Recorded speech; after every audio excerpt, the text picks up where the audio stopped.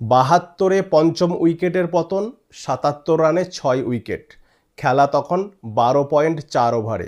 একদম একটা নিশ্চিত ভয়ঙ্কর লজ্জার হার অপেক্ষা করছিল ভারতীয়দের জন্য।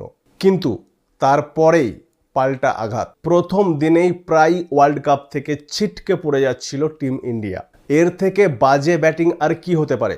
তার কারণ ইউএসের মতো দলের বিরুদ্ধে যদি এই রকম অবস্থা হয় ব্যাটিং লাইন আপের, তাহলে বিশ্বকাপ জিতবেন কিভাবে? ইউএসের বিরুদ্ধে ভারত ম্যাচ জিতেছে ঠিকই, কিন্তু ৭২ রানে ৫ উইকেট ছিল আর ৭৭ রানে ৬ উইকেট। এরকম কেন হলো? কিভাবে হলো? তারপরেই বা কিভাবে পাল্টা আঘাত হানলো টিম ইন্ডিয়া, সবকিছুই আপনাদের জানাবো।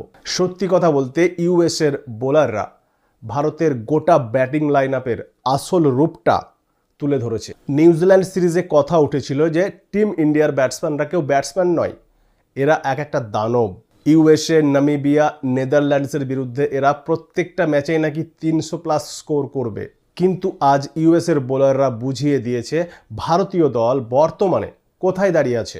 অভিষেক শর্মা, ঈশান কিষান, তিলক বর্মা, হার্দিক পান্ডিয়া, রিঙ্কু সিং, শিবম দুবে যেই আসছে 2 মিনিট পর আবার প্যাভিলিয়নের দিকে দৌড়াচ্ছে। ভারতীয় টপ অর্ডার একদম ফ্লপ শো।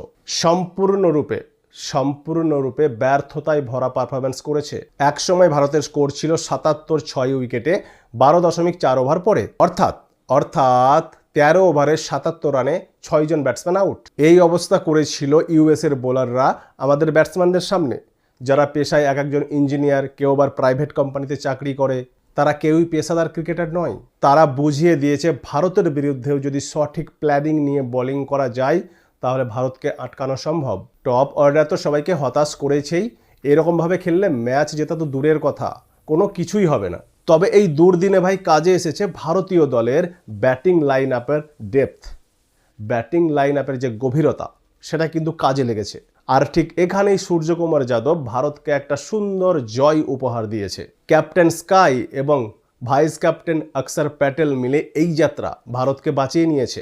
এই দুজন মিলেই 24 বলে 40 রানের পার্টনারশিপ করে, আর সেখান থেকেই ভারত ম্যাচে কামব্যাক করে এবং শুরু হয় পাল্টা আঘাত হানা ইউএসের ওপরে। ৭৭, ৬ উইকেটে সেখান থেকে সূর্যকুমার যাদব এবং অক্ষর প্যাটেল ভারতীয় দলের স্কোরকে নিয়ে যায় ১১৮, 7 উইকেটে। আর এই ক্যাপ্টেন এবং ভাইস ক্যাপ্টেনের মধ্যে 41 রানের পার্টনারশিপটা ছিল খুবই গুরুত্বপূর্ণ। আর এর সম্পূর্ণ ক্রেডিট দিতে হবে আমাদের ক্যাপ্টেন সূর্যকুমার যাদবকে। তার কারণ ৭৭, ৬ উইকেটের পরে যদি ১০০ রানের ভিতরে সূর্যকুমার যাদব আউট হয়ে যেত, তাহলে ভাই আমি নিশ্চিত যে ১১৫-২০ ভেতরে টিম ইন্ডিয়া অল আউট হতে পারত। যেভাবে সূর্যকুমার যাদব খেলেছে, তার ইনিংসটাকে স্পেস করেছে, সেটা খুবই প্রশংসনীয়। তার কারণ সে কিন্তু লাগাতার বড় বড় শট হাঁকায়নি। প্রথম দিকে টাইম নিয়েছে, সিঙ্গেল ডাবলস খেলেছে, মাঝে মধ্যে 4 মেরেছে, শেষের দিকে তখন সে তার ইনিংসে ঝড় তুলেছে। আর এটা প্রশংসনীয় কেন বলছি, তার কারণ সূর্যকুমার যাদব নিউজিল্যান্ড সিরিজের আগে একদম আউট অফ ফর্ম ছিল, সে ইনফর্ম ছিল না। নিউজিল্যান্ডের সিরিজে এসে দুর্দান্ত ফর্মে ফিরে আসে।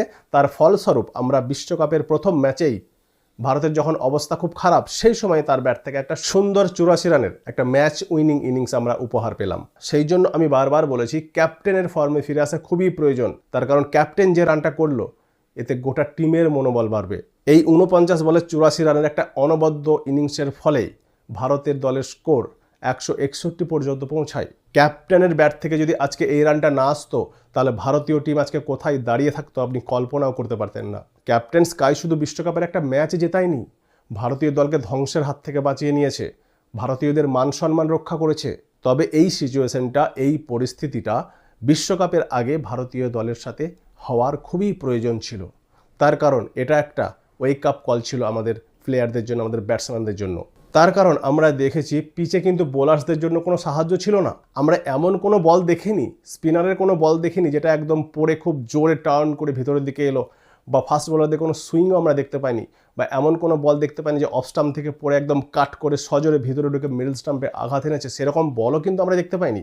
আমাদের ব্যাটসম্যানরা, আমাদের টপ অর্ডারের ব্যাটসম্যানরা আউট হয়ে যাতে নিজেদের দোষে, তারা একটু সময় না নিয়েই শুরু থেকেই বড় বড় শট হাঁকাতে গিয়েই আউট হয়েছে। ঠিক আছে, মানলাম অভিষেক শর্মা, ঈশান কিষান, এমনকি তিলক বর্মাও এইভাবেই খেলবে, সবাই এইভাবেই খেলবে। কিন্তু যখন তারা আউট হয়ে গেল, তারপরে হার্দিক পান্ডিয়া এবং রিঙ্কু সিংয়ের কী প্রয়োজন ছিল? যে প্রথমে 10-12টা বল একটু খেলে সিঙ্গেল ডাবলসে নিজেকে একটু সেটেল করা, তারপরে বড় শট মারা, যেভাবে আমাদের ক্যাপ্টেন সূর্যকুমার যাদব করলো। তা না করে তারাও কিন্তু শুরু থেকেই গ্লোরি শট মারার দিকে গেল এবং সবাই আউট হয়ে ফিরে গেল। তো এই পরিস্থিতিটা কিন্তু আমাদের ভারতীয় দলের জন্য একটা ওয়েক আপ কল, এবং এই ওয়েক আপ কলটা কিন্তু খুব কাজে লাগবে। এটা পজিটিভভাবে নিতে হবে, তার কারণ সব পিচেই আপনি 300 টার্গেট মাথায় রেখে খেলবেন এরকম হবে না। এমন এমন পিচ আসবে যেখানে অভিষেক শর্মা এবং ঈশান কিষান যদি হঠাৎ আউট হয়ে যায়, তারপরে তিলক বর্মা এবং রিঙ্কু সিং বা হার্দিক পান্ডিয়াকে একটু ধরে খেলতে হবে, ক্যাপ্টেন সূর্যকুমারের সঙ্গ দিতে হবে। কিন্তু আমরা জানি ভারতীয় দলের কিন্তু বিশাল ফায়ার পাওয়ার আছে। আমরা যদি 12-13 ওভার পর্যন্ত একটু সামলে নিয়ে নিজেকে খেলি, শেষের 8 ওভার আমরা সেটাকে রিকভার করতে পারবো, কভার করে নিতে পারবে। শুরুর দিকে একটু ধরে খেললেও কিন্তু হার্দিক পান্ডিয়া, রিঙ্কু সিং, সূর্যকুমার যাদব, তিলক বর্মা এদের মতো প্লেয়াররা শেষের দিকে সেই রানটাকে কভার করে নেবে, অনায়াসে 185-90 রান করে দিতে পারবে। কথায় আছে না, যেটা হয় সেটা ভালোর জন্যই হয়, তাই ওয়েক আপ কলটা খুবই দরকার ছিল। এবার দেখবেন টিম ইন্ডিয়া কেমন খেলে। দেখুন, একেই বলে ভাগ্যের খেলা যে মোহাম্মদ সিরাজ 48 ঘন্টা আগে পর্যন্ত ওয়ার্ল্ড কাপের ধারে কাছে ছিল না, ওয়ার্ল্ড কাপের স্কোয়াডেই ছিল না, তার কোনো নামগন্ধতেই ছিল না ভারতবর্ষ। সেই মোহাম্মদ সিরাজ 36 ঘন্টা আগে কামব্যাক করে, হর্ষিত রানা চোট পায় এবং তার পরিবর্তে মোহাম্মদ সিরাজকে কল করা হয়। আর সেই সিরাজ দলে এসেই কাঁপিয়ে দিল, একদম ফায়ার পারফরমেন্স, 3 উইকেট নিল। একেই বলে বিধাতা আপনার কপালে যা লিখে রেখেছে না, উপরওয়ালা যেটা লিখে রেখেছে না, সেটা আপনার সঙ্গে ঘটবেই। আপনি শুধু পরিশ্রম করতে থাকুন, ফল উপরওয়ালা দেবে। মোহাম্মদ সিরাজ তার জ্বলন্ত প্রমাণ।